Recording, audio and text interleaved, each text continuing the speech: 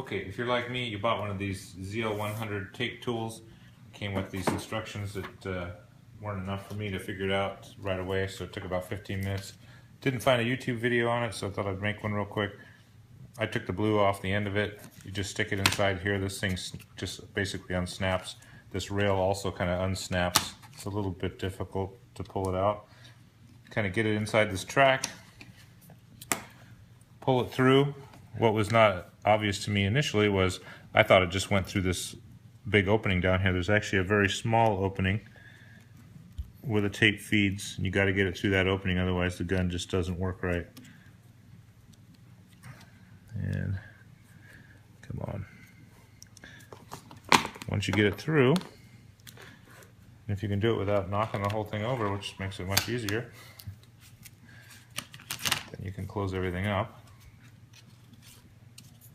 Okay, obviously I haven't done this enough to be good at it, but I would imagine you get much better the more you try working on it. Alright, it's all on there, snap it shut. Now what you have to do is you got to make sure that this little piece right here is up and away, and you can pull it down and lock it in place like that.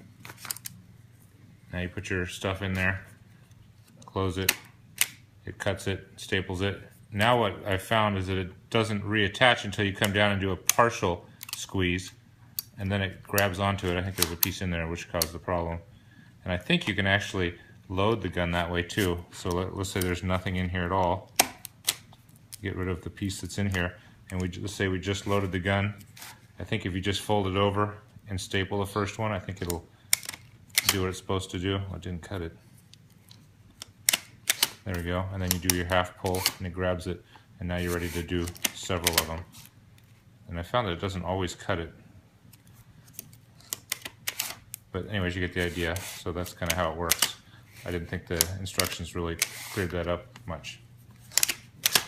Hope that helps.